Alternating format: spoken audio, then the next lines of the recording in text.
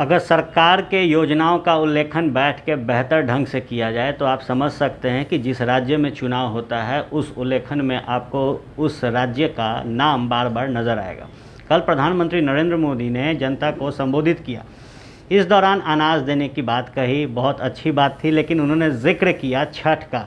बिहार में छठ बड़े पैमाने पर मनाया जाता है। गौरतलब है कि एक ट्वीट उन्होंने किया जो भोजपुरी में था, उसके बाद मैथिली में था, बंगाली भाषा में भी उन्होंने ट्वीट किया है। लेकिन जिस तरीके से बिहार का नाम बार बार प्रधानमंत्री नरेंद्र मोदी के जुबान पे आ रहा है, वो संकेत देता है कि बिहार में चुनावी मोड ऑन कर दिया है उन्होंने। और जब भी कोरोना की बात हो रही है तो बिहार का विशेष तौर पर चर्चा किया जा रहा है। खैर, क्या बातें प्रधानमंत्री लोगों को समझाना चाहते हैं, इस विषय पर चर्चा के लिए हमारे साथ मौजूद हैं रालोसपा के मुख्य प्रदेश प्रवक्ता अभिषेक झा। जानना बेहद ज़रूरी है कि हर बातों में बिहार की चर्चा क्यों, कल्याण की बात कर रहे हैं। अब बिहार की चर्चा क्यों नहीं करेंगे?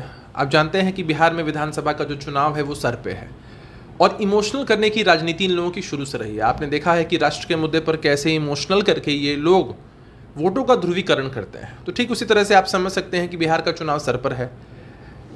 आप महागठबंधन और एनडीए की बात करेंगे तो आप समझ पाएंगे कि अगर कोई चीज़ कहीं रखी होती है तो वही इंसान पहले उठाता है उस चीज़ को जिसको इस बात की इनसिक्योरिटी होती है कि शायद ये चीज़ मेरे हिस्से में नहीं आ पाएगी।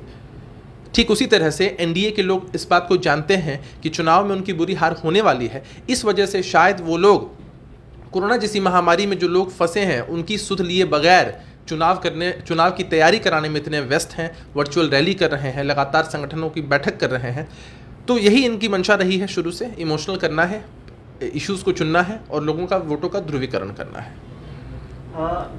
मिथिलांचल से आप हैं, मिथिलांचल में भी ट्वीट किया है उन्होंने। क्या लगता है कि जो कार्ड खेलना चाहती है बीजेपी हर वक्त हिंदू मुस्लिम की भाषा को लेकर, बोली को लेकर, वो कार्ड तो नहीं खेल रही है? देखिए, आप सब जानते हैं कि मैथिली जो है वो बहुत ही कर्णप्रिय भाषा है और बहुत ही मधुर भाषा है। संयोग से मेरा भी मदर टंग मैथिली ही है। तो आप रहने वाले गुजरात के हैं, आप कभी बिहार के बेटे बन जाते हैं, कभी आप उत्तर प्रदेश के बेटे बन जाते हैं। जब जहाँ चुनाव होता है वहाँ के बेटे, वहाँ के सपूत बन जाते हैं।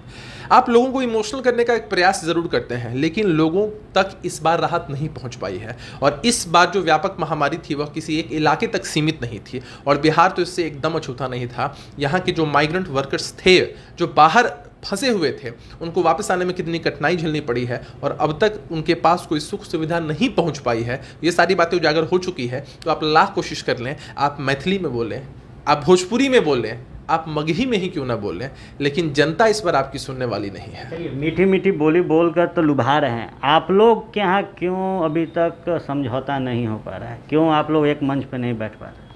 देखिए, मैंने कहा, आप तो अरुण जी लगातार इस बात को कवर करते भी हैं। पिछले दिनों भी हम लोग मिले थे तो मैंने कहा था कि समय रहते सब कुछ ठीक हो जाना चाहिए। अभी आपने देखा है कि शक्ति सिंह गोहिल वाला भी जो मामला था कि उन्होंने भी बयान दिया कि महागठबंधन के सभी घटक दल बैठेंगे। तो बहुत नॉर्मल सी बात थी, बहुत जेन्युइन सी बात थी। और वही बात हम लोग भी दोहरा रहे थे कि पांचों लोगों को मिलकर फैसला लेना है तो समय रहते पांचों लोग एक साथ बैठ जाएंगे और बैठकर निर्णय ले लेंगे कि महागठबंधन का नेता कौन होगा, महागठबंधन में सीटों का बंटवारा कैसे होगा, कैंडिडेट्स कैसे आएंगे, ये सारी चीज़ें तय कर ली जाएंगी समय रहते। कोऑर्डिनेशन पर तेजस्वी यादव चर्चा नहीं कर रहे हैं, आप लोग कोऑर्डिनेशन की मांग कर रहे हैं। कोई बात नहीं, चर्चा कर लेंगे, बैठेंगे तो चर्चा कर लेंगे। इसमें उतना हतोत्साहित होने के लिए या इतने चिंतित होने की कोई बात नहीं है। आपने देखा है कि सभी दल कोऑर्डिनेशन की बात कर रहे हैं और कोई नाजायज़ सी बात नहीं है। अगर 5 लोगों को मिलकर कोई निर्णय लेना होगा तो किसी एक के घर में तो हो नहीं सकता है, उसके लिए 5 लोगों को बैठना ही पड़ेगा।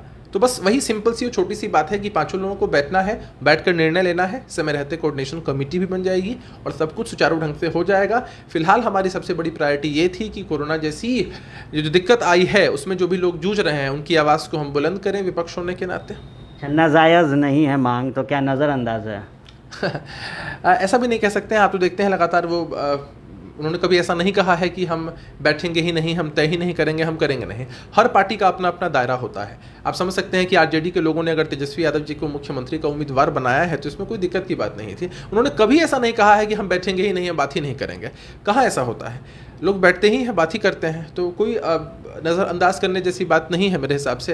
अभी तो कांग्रेस के लोग भी व्यस्त थे इस राहत कार्य के चीज़ों में। अब बिहार का चुनाव चूंकि सर पर है और ये लगभग तय हो चुका है कि बिहार का चुनाव समय पर होगा, तो लोग बैठेंगे और सब कुछ ठीक हो जाएगा।